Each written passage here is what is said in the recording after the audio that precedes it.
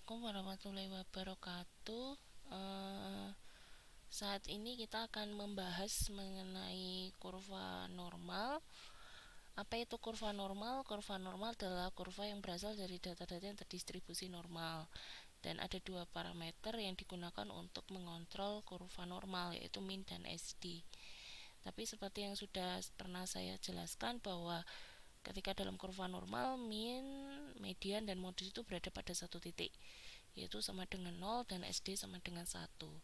Yang mana 1 itu yang dimaksud adalah bergerak dari minus 1 sampai dengan plus 1. Nah, dalam kurva normal itu sudah terdapat persentasenya ya. Jadi kalau misalnya 34,13, maka yang dimaksud adalah eh, 34,13 itu dari min ke 1 SD. 1 SD yang dimaksud itu baik minus 1 ataupun plus 1. Nah, ketika dalam 2 SD itu 34,13 ditambah dengan 13,59. Nah, sedangkan dari 1 SD ke 2 SD itu 13,59.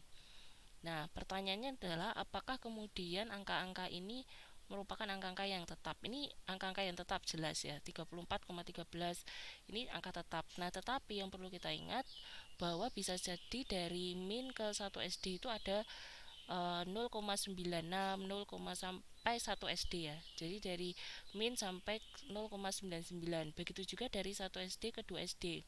Itu dari 1 sampai ke 1,99. Nah, jadi angka ini tetap. Nah, otomatis karena ada nilai-nilai yang tadi, maka kemudian pasti persentase itu bermacam-macam.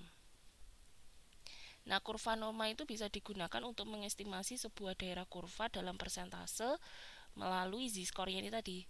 Jadi z-score itu tadi kan ada 0 sampai, kalau yang di sebelah sini ada 0 sampai 0,99. Di sini juga sama. Nah, tinggal kalau yang di sini adalah plus, di sini adalah minus. Nah, contohnya adalah distribusi 10.000 orang.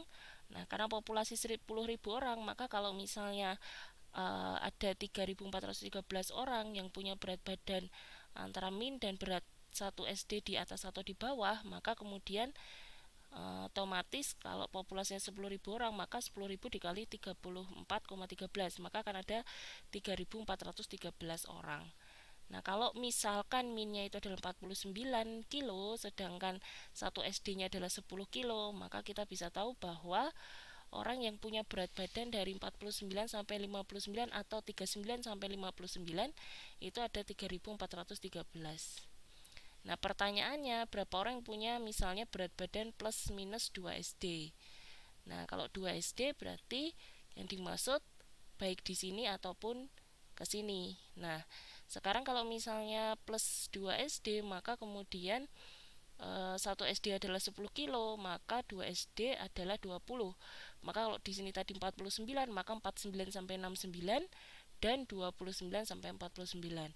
Nah, berapa persen orang yang berapa orang yang punya berat badan itu?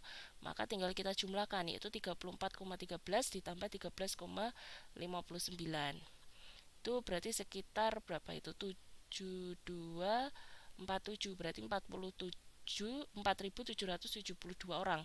Karena ini kalau ditambahkan menjadi 47,72. Nah, yang perlu teman-teman pahami bahwa persentase ini kan deviasi ya dia. Z-score itu kan deviasi, berarti dia kan jarak dari suatu titik ke min. Berarti kalau ada ketemu persentase 34,13, maka yang dimaksud dengan 34,13 itu adalah dari titik tolok ukur min itu ke suatu titik. Sama halnya dengan 47,72% tadi. Itu 47,72% itu dari suatu titik ini ke sini.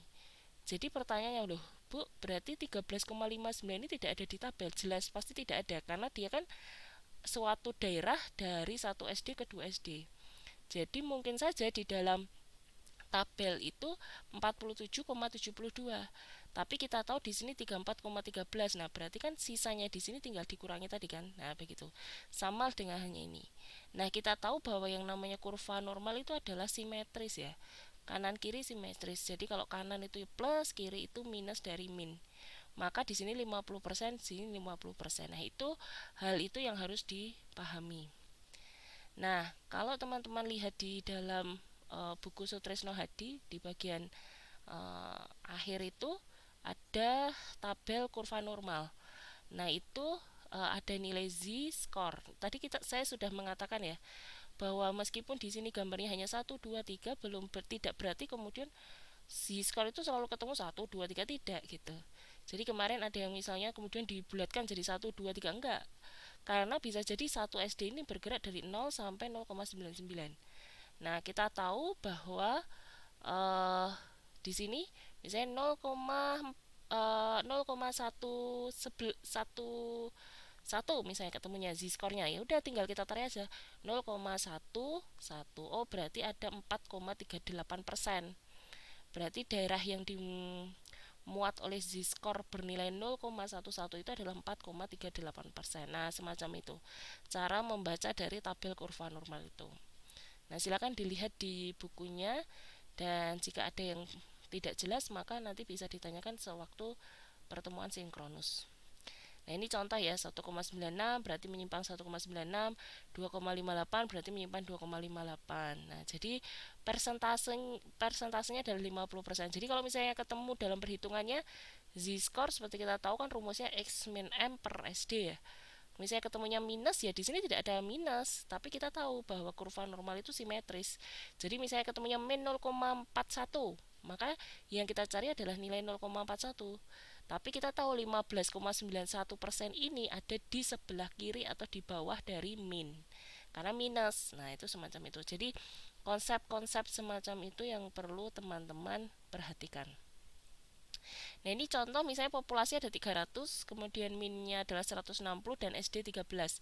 Pertanyaannya, berapa orang yang dapat meloncat setinggi 180?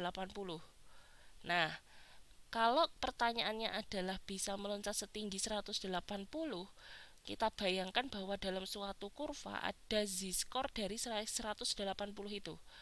Maka kalau pertanyaannya adalah bisa meloncat 180, kita tahu yang namanya z, sekali lagi, itu adalah tolok ukur jarak dari sebuah min ke suatu titik z-score itu.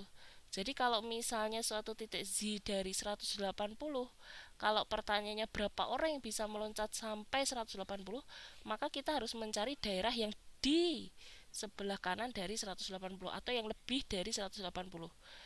Nah, begitu ya. Jadi kita sudah punya bayangan. Nah, bagaimana caranya? Langkahnya adalah mengubah deviasi ke z, kemudian mengecek nilainya di mana, di atas atau di bawah. Kemudian yang nomor 3 ini yang menjadi tantangan, yaitu mengetahui daerah yang dimaksud. Kemudian digambar, kemudian baru dihitung. Nah, ini contohnya kita cari dulu z-score-nya, tadi ketemu plus 1,54. Z-score rumusnya sekali lagi x min m per SD. Ketemu plus 1,54. Nah, cari di tabel 1,54 itu berapa persen? Oh, 43,82 ketemunya. Oh, berarti 43,82%. Nah, tadi sekali lagi kita sudah paham bahwa 100 Z dari 180, sedangkan yang kita cari adalah orang yang bisa melompat lebih dari 180. Maka yang kita cari adalah daerah yang di sebelah kanan 180. Jadi kalau di tabel ketemunya 43,82, kita tahu sekali lagi Z itu tolok ukur dari suatu nilai, jarak dari suatu nilai ke rata-rata. Berarti yang di tabel itu semuanya itu selalu berangkat dari rata-rata. Itu yang perlu diingat. Jadi semua nilai dalam tabel itu adalah nilai dari rata-rata. Nilai dari tolok ukur rata-rata. Itu pasti ya, karena prinsip deviasi adalah jarak dari rata-rata ke suatu nilai tertentu. Nah, maka 43,82 yang kita cari adalah yang lebih dari 180, karena kan pertanyaannya yang bisa meloncat sampai 180. Jadi bukan yang di sini. Karena kalau di sini bisa aja dia cuma meloncat 162, 163. Nah, berarti yang lebih dari 180 ini. Lah, ini berapa persen? Kita nggak tahu. Nah, tapi kita tahu bahwa yang namanya kurva normal itu adalah selalu 50%. Maka tinggal 50% dikurangi 43,82. 6,18 dikali populasinya 18,54 bisa menjadi 18 atau 19 orang. Nah, demikian ya. Jadi yang menjadi tantangan itu adalah nomor 3 ini, mengetahui daerah yang dimaksud. Jadi teman-teman harus memperhatikan betul soal yang diminta. Jadi soalnya itu tuh apa sih gitu. Nah, itu diperhatikan betul, jangan sampai kemudian keliru dalam menafsirkan. Nah, ini contoh soal, sebenarnya ada lagi contoh yang lain, tapi yang ini dulu ya, contoh soal ini silahkan dikerjakan, nanti kemudian kita bahas ketika kita bertemu secara sinkronus. Demikian presentasi dari saya tentang kurva normal.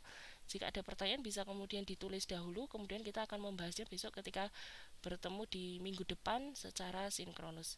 Terima kasih. Assalamualaikum warahmatullahi wabarakatuh.